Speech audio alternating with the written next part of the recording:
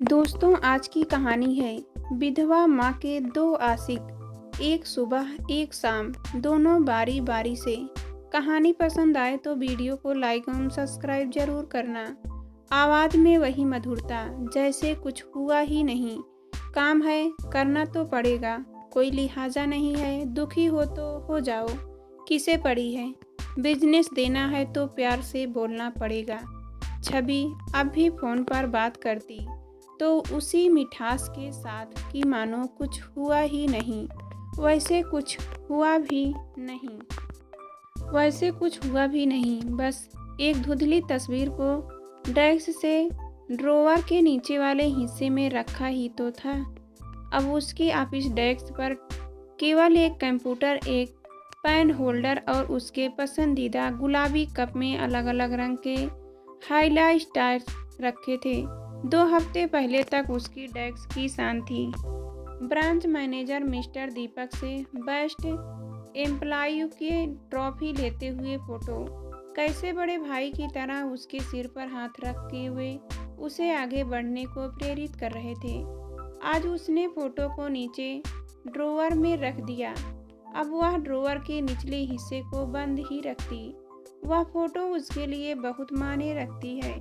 इस कंपनी में पिछले 6 महीने से छवि सभी एम्प्लॉयूज के लिए रोल मॉडल थी और दीपक सर के लिए एक मिसाल।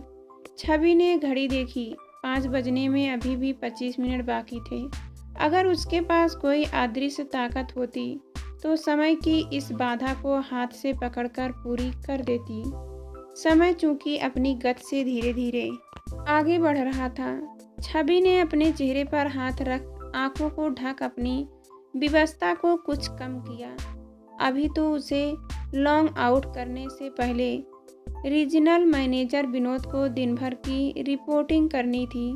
यही सोचकर मन का मन रोने को कर रहा था। अगर उसने फ़ोन नहीं किया तो कभी भी उनका फ़ोन आ सकता है। ऑफिस का काम ऑफिस में ही खत्म हो जाए तो अच्छा है। घर तक ले जाने की न तो उसकी ताकत थी और न ही मनसा।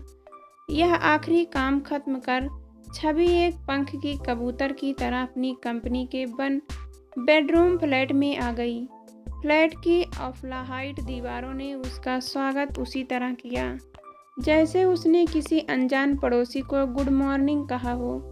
फ्लैट में कंपनी ने उसे बेसिक मगर ब्रांडेड फर्नीचर मुहैया करवा रखे थे।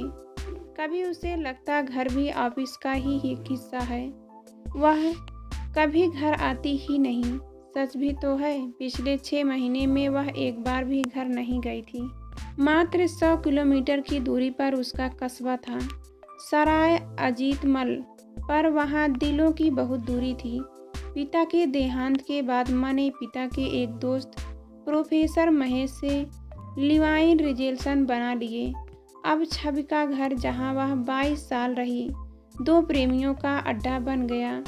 जहाँ उसके पहुँचने से पहले ही उसके जाने के बारे में जानकारी ले ली जाती। कभी कभी तो उसे अपनी माँ पर आश्चर्य होता कि वह क्या उसके पिता के मरने का ही इंतजार कर रही थी।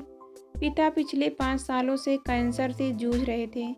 इसी कारण छवि को बीच में पढ़ाई छोड़कर जॉब करनी पड़ी और महेश अंकल ने तो मदद की ही थी। यह बात और है कि उसे न चाहते हुए भी जब उन्हें पापा कहना पड़ता। छवि ने अपने आप को आईने में देखा और थोड़ा मुस्कुराई। वह सुंदर लग रही थी।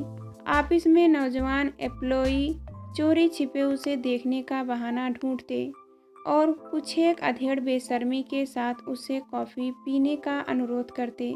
दीपक सर की चहेती होने से कोई सीधा हमला नहीं कर पाता। क्या फ़ोन पर रिपोर्टिंग करते समय विनोद सर जान पाते होंगे कि यह एक पंख की कबूतर कनेक्ट की वजह से अब तक इस नौकरी को निभा रही है। हाँ, दीपक सर का अपनापन भी एक प्रमुख कारण था कि वह दूसरा जॉब नहीं ढूंढ पाई। क्या पता उन्हें मालूम हो कि ऑफिस जाना उसे कितना गंदा लगता है। वह नीचे झुकी ड्रेसिंग टेबल पर 5 स्टार रिजॉर्ट में 2 दिन और 3 रातों का पैकेज टिकट पड़ा था। मन किया उसके टुकड़े टुकड़े कर फाड़ कर फेंक दें।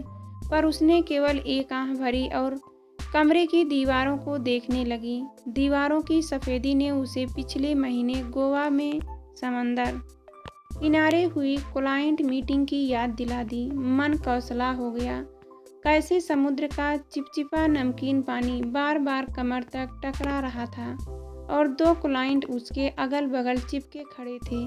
उन दिनों की बाहों के किले में वह जकड़ी थी।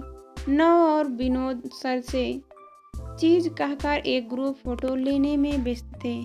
छवि एक बिन ताज की महारानी की तरह कंपनी और क्लाइंट के बीच होने वाली डील में पिस रही थी। एक लहर ने आकर उसे गिरा दिया। वह सोचने लगी कि क्या वह सचमुच गिर गई थी। बस विनोद सर बीच बीच में हौसला बढ़ाते रहते। बिजनेस है, हंसना तो पड़ेगा। उनके शब्द याद आते ही उसका मन रोने को किया। उसे लगा इस कमरे की दीवारें सफ़ेद लहरें हैं जो उसके मुंह पर उछल उछल कर गिर रही है। वह जमीन पर बैठ गई और घुटनों को सीने से लगा सुबकने लगी। अपनी कंपनी से एक कॉन्ट्रैक्ट से साइन कर उसने 3 साल की सैलरी का 60% हिस्सा पहले ही ले लिया था। सारा पैसा पिता की बीमारी में लग गया। छवि का मन रोने से हल्का हो गया। थोड़ी राहत मिली तो उठकर बेड पर बैठ गई। डिनर करने का मन नहीं था, इसलिए सो गई। सुबह 7 बजे सूरज की किरणें जब पर्दे को पार कर आंखें में चुभने लगी तो वह हड़बड़ा कर उठी। वह ठीक 9 बजे ऑफिस पहुंच गई। उसके पास एक छोटा बैग था। दीपक सर उसे देखकर हल्का सा मुस्कुराए। वह उनसे भी छिपती हुई जल्दी से अपने कैबिन में आकर बैठ गई। 1 घंटा प्रोजेक्ट बनाने के बाद उसे बड़ी थकान लगने लगी। लगता था कल से रोने से उसकी बहुत ताकत खींच ली थी। तभी फोन बजा और उसका आलस टूटा। दूसरी लाइन पर दीपक सर थे। बोले, तुमने क्या सोचा? ड्रॉवर के नीचे के आखिरी खाने में कॉन्ट्रैक्ट की कॉपी और दीपक सर के हाथ उसके फोटो थी। उसने कॉन्ट्रैक्ट को बिना देखे फोटो को उठा अपने बैग में डाल लिया और बोली, आपके साथ पार्टनरशिप। और छब ने फोन काट दिया। यह कोई पागलपन नहीं था, बल्कि एक सोचा समझा फैसला था। छब ने ड्रॉवर को ताला लगाया और चाबियों को झिझकते हुए पर दृढ़ता से पर्स में डाल लिया। 15 दिन लगे पर उसे अपने फैसले पर विश्वास था। फोटो को बैग से निकालकर एक बार फिर देखा और धुंधला लग रहा था, पर उसमें जब भी चमक थी। छवि की आंखों में हल्का गीलापन था। कॉन्ट्रैक्ट का पैसा दीपक सर की हेल्प से भर पा रही थी। वह कंपनी में कभी नहीं आएगी। वह अब आज़ाद थी, पर 2 दिन और 3 रातें दीपक सर के साथ रिजॉर्ट में बिताकर वह उन्हीं के नए फ्लैट में रहेगी, एक पार्टनर बनकर।